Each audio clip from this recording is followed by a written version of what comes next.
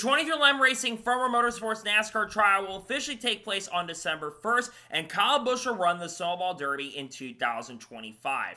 What's going on, guys? It's Daniel, and welcome back to our video. We've got a couple really big stories to talk about today on the channel. Let's go ahead and jump into those really quickly. Let's first talk about Kyle Busch, as it was reported and announced earlier today that Kyle Busch will enter the Snowball Derby in 2025. Here's a report from Flow Racing. News: the Snowball Derby is about to get rowdy again this December. Kyle Busch is heading back to Five Flags Speedway to chase his third Tom Dawson trophy. Here's the full story. As reported by Flow Racing, Pensacola is about to get rowdy again this December. Two-time NASCAR Cup Series champion Kyle Busch has announced he will return to Five Flags Speedway to compete in the 58th annual Snowball Derby, scheduled for December 4th through 7th live on the Flow Racing. Kyle Busch, of course, has won the Snowball Derby twice, once in 2009, and then once again back in 2017 as well. It was also announced as well that Lucas Oil will sponsor Kyle Busch in the Snowball Derby this season as well. It's been a few years since I've been to Pensacola, but I haven't forgotten how to get around Five Flags. The Snowball Derby is one of those bucket list races you've always wanted to win again and again, and I'm fired up to bring back with the number 51 Lucas Oil team and Flow Racing. We're showing up to take the trophy home in 2025. And it was also confirmed as well that Danny Sockman, who has been the crew chief for Jesse Love for the last couple of seasons, he'll be the crew chief for Kyle Busch in the Snowball Derby this year. This is a really big deal for Kyle Busch. Kyle Busch has ran the Snowball Derby many times before. We all know, I believe it was in 2012 or 2011, I believe, we saw Eric Jones beat Kyle Busch in the Snowball Derby. And like I was mentioned before, Kyle Busch has ran the Snowball Derby multiple times before, and Kyle Busch has had some solid success in the Snowball Derby in the past. And this is going to make that Snowball Derby event this year a really huge deal. When you think about big late model events that take place every single year, the Snowball Derby is one of those big late model events that ends up taking place. And I think this is a really massive and really big deal that he's going to get the chance and opportunity to run the Snowball Derby in 2025. And he's going to be among many big name drivers that are likely going to enter the Snowball Derby in 2025. And I'm excited to see for Kyle Busch. You think about this for Kyle. He's looking to end this year on a really strong note going into 2026. There's obviously a lot of unknowns and a lot of questions around what is going to be happening to Kyle Busch in 2026, whether he is going to stay with RCR past the 2025 season, or if he will continue after 26, I should say, or go to another team, another organization. He can start getting prepared for 2026, and getting rest behind the wheel of a race car doesn't hurt anything either, because having a ton of experience behind the wheel can really help a driver get you prepared going forward down the road. So I'm excited for this for Kyle Busch. I think he's got a really solid chance and opportunity to be fast and really strong and competitive, and I expect Kyle Busch to be pretty good. I think he'll have a good opportunity and shot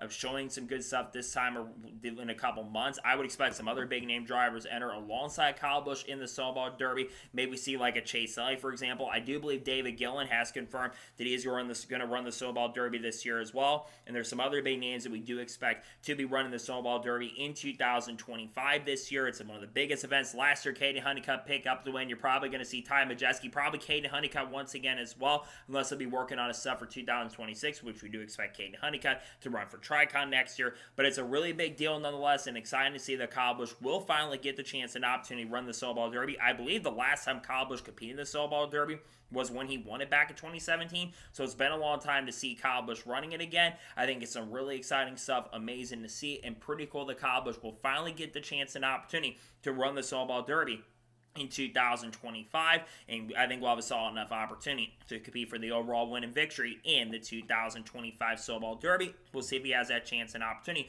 to go out there and get it done. And now we're going ahead and jump on to the final major story of today's episode, as we're talking about the updates on the 23LM Racing and Front Row Motorsports lawsuit. As you probably saw by the title of this video, it looks like that we will be going to trial, and no settlement has been reached at this point in the 23LM Racing and Front Row Motorsports lawsuit. It was confirmed that we're going to have in their final days of the pre-trial. Hearings took place earlier today, and was talk about what's off limits and what's on limits for the trial. They were having a final discussion, see how the trial was going to go. And there's a lot of things that have been noted by Bob Parkins and other reporters in the industry. One thing Bob Parkers had reported during lunchtime was that basically the judge did say the request to limit Hendrick and Penske's testimony / deposition topics was an absurd request. Basically, NASCAR and I believe Hendrick Motorsports and Roger Penske and Rick Hendrick basically had come out and said that they did not want to be involved really in the lawsuit in any way, shape, or form because they got added too late to the witness testimony. NASCAR basically said they're probably not going to take Rick Hendrick or Roger Penske off the witness testimony at this point. They have requested they get a little bit of special treatment when it comes to those depositions, where the judge basically ruled on and said yesterday, we talked about this on the channel, where he said, no, we're not going to be doing that at this point. You basically get asked to come to court, you file your deposition, you're going to come to court, and that's exactly how it's going to go, and you're going to get asked as many questions as possible, and pretty much nothing's off the limits at this point when it comes to those depositions in this case, and lawyer Jeffrey Kessler more than likely will be able to talk about what exactly he wants in regards to this case. And then it was reported just a few minutes ago that Bob said nothing too huge out of the courtroom today, but he says there was a few notes on the trial. He says the trial is confirmed to be set for December 1st. We all kind of knew the trial date was likely going to be starting on December 1st, but we were waiting to see if a settlement would be reached. But the trial for 2311 Racing and Farmer Motorsports will start on December 1st. Continuing on, as reported by Bob Parkers, both sides think trial can be done in 10 days. That is a really huge deal because there's been some people out there saying that this trial could take at least 2 to 3 weeks. The fact that this trial could be done within 10 days and be done by December 10th to 11th, I think that is certainly going to be interesting. Continuing on as well, as noted by Bob Parkers, both will pick 9 for the jury first morning, 6 plus 3 alternates. So there will be 9 on the jury. Usually when it comes to like court cases, lawsuits, settlements, all that kind of stuff, basically you have about 9 people that are on the jury panel. Sometimes you can have up to 12 from what I've seen over the years when it comes to law, but you have 9 on the jury basically, so you don't have like a unanimous thing, I'm pretty sure, where you can have majority vote, which I think the jury has to vote unanimously, I'm pretty sure. That's how it usually works, whether guilty or not guilty, whatever it is. But basically there will be a 9-panel jury that will be involved in this case as well. Bob Parkers also notes as well that among 30 to 35 witnesses will be potentially 8 from other teams. This is very interesting. 8 potentially from other teams and organizations. We already knew, of course, that Rick Hendrick and Roger Penske are going to be 2 of the people that are going to be questioned by the lawyers. My question is, what other 8 people are going to be involved with this? Will Heather Gibbs be questioned? Heather Gibbs is listed, I believe, as a witness on the witness list that NASCAR basically put out there. Will she be asked to answer questions in regards to that? Will someone like a Brad Keselowski, for example, be asked? Will a lot of the other team owners be asked questions? Will Richard Childress be asked questions around that? Will other big-time owners be asked questions around that? I think that is a big thing at this point. But looking at December 1st, there will probably be a lot of those pretrial stuff, and a lot of those depositions are going to come out, and I'm interested to see what other witnesses are going to be involved, and are the drivers going to be questioned? Because we're probably going to see Denny Hamlin get questioned. We're probably going to see Michael Jordan get questioned in the depositions. We're probably going to see Curtis Polk get questioned. You're probably going to see Steve Phelps, Steve O'Donnell, and other people get questioned in that as well. The final big thing noted by Bob Parkers at the time recording this, no progress towards settling. It sounded very likely that there was going to be some sort of settlement in regards to the lawsuit between 2311 Racing and Front Row Motorsports, but basically said there was no talk of any settlement. Again, where it was reported, I think, by Jordan Bianchi a couple weeks back around championship week, that he had heard there was potential possibility that a settlement was going to be reached. That settlement didn't come through because legal fees, among other things, and that was a big reason why settlement was not reached at that particular moment in time. But it's also noted by Bob Parkers about 10 minutes ago as well. He also notes some things that Judge Bell indicated, and on Judge Bell's indications, he says 2311 Racing and Farmer Motorsports shouldn't be confident on how a jury would view 9-figure damages, nor confident on what he allowed. That is certainly interesting for sure. I think we all kind of know at this point that 2311 Racing, Farmer Motorsports, they do have more of the leverage currently at the moment when it comes to this lawsuit, but he's basically saying that they should not be extremely confident on what's going to happen. Because even if 2311 Racing and Farmer Motorsports do in fact end up winning the trial and end up winning the lawsuit, that is not going to entirely guarantee that they are going to win the whole entire lawsuit in general. And I think that's big if you're on the side of 2311 Front Row, but he's basically not telling both sides to not be super confident on what decision he makes. There is a chance that both could win. If NASCAR wins, it's going to hurt 2311 Front Row and it won't really affect NASCAR, but if 2311 Front Row wins, they're still going to be affected in some way, shape, or form going into 2026.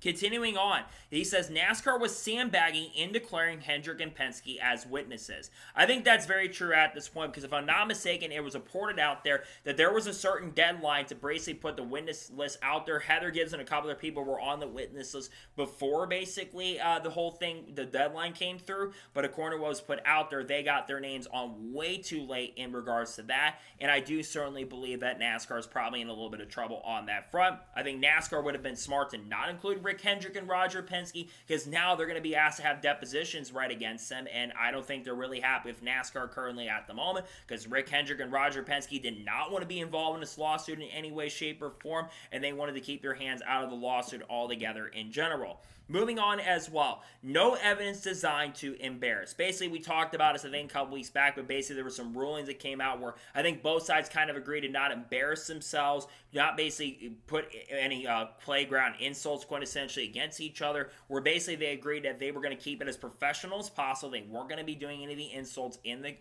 there. They were going to mention Brian France quintessentially, and in general, they were basically going to kind of have a more cordial thing where they weren't going to go after each other. They may not like each other in the courtroom, but they basically decided to go ahead and keep things a little more civil instead of crazy like some of the stuff that happened, because Judge Kenneth Fell has stated not too long ago that he was certainly not very happy with the way that both parties handled the situation in regards to that. The final big thing that he noted from his indications, the net worth of Michael Jordan and Jim France seems to be irrelevant. I gotta be honest, that is definitely really, really surprising for sure to me that the fundings are a little bit irrelevant in that case. I guess the big reason why that they basically they found it irrelevant in a way is because they didn't feel like they were super confident in bringing out the Floyd things, which again I find to be very interesting at this point, and I think it is certainly interesting for sure on that front as well. But we will have basically December 1st will be the trial at this point. I think it is certainly going to be interesting, and nothing really major happened from it, but at least we know at this point that the trial is set for December 1st. I think it's certainly going to be interesting to see how this trial ends up going through. I think it could certainly go both ways at this point, and I think it'll be interesting to see how things kind of play out with the lawsuit, but I think it'll be interesting, and we'll see how things kind of go from the lawsuit going forward in the future. But the trial is set for December 1st, and as more information comes out from the lawsuit, we'll talk about it as time progresses and goes on in regards to that. So that's going to be today's special breaking news report on a couple of the big major stories. I want to thank you guys for watching. Please subscribe to the channel, notifications on, so if I win a video does go live on my channel. Follow me on Twitter, Facebook, and Instagram, and support me on Patreon as well. Let's go below that and comment your thoughts below on today's episode. What are thoughts about the updates on the 2011 Front Row Motorsports lawsuit? Let me know your thoughts in the comments below. And what are thoughts about Kyle Busch running the Snowball Derby this year? Let me know your thoughts in the comments below. Tomorrow on the channel, we're going to be doing the Hendrick Motorsports team preview for 2026, and if any major news breaks, we'll discuss it then. Then on Friday, we're either going to have a NASCAR news video, talk about the top 10 drivers on the hot seat going into next year. Then on Saturday, we're going to have a video talk about 10 drivers who potentially need to step it up, or 10 drivers who could have a breakout season in NASCAR in general. And then, of course, on Sunday, we will have the winter predictions for 2026, and maybe talk about some of the top anticipated races for 2026 well. Maybe talk about manufacturers like Honda, maybe coming in down the road, and Hyundai, among other things, and Dodge coming in the next couple years, and some teams that also could join the Cup Series in future as well, like a Junior Motorsports and Nice Motorsports, among other things. We'll talk about some other big stuff as well, the people like Haley Deegan, Shane Van Gisbergen, and Carl Edwards, Kurt Busch, Kyle Busch, Bo Ross, Chastain, Sheldon Creed, Sam Mayer, Frankie Muniz, Kyle Larson, Chase Elliott, Ryan Priest, Brad Keselowski, Cletus Afron, Dodge Ram, Will Brown, Brad Feeney, Cam Waters, Corey Day, Hendrick Motorsports, Alex Bowman, William Byron, among other things like Connor Zilch, Junior Motorsports, and Daniel Suarez as well. So anyways, like I said, I want to thank you guys for watching today's episode. I'll see you guys next time for more great, awesome NASCAR content and other motorsports content on the channel like this. Take care, everybody.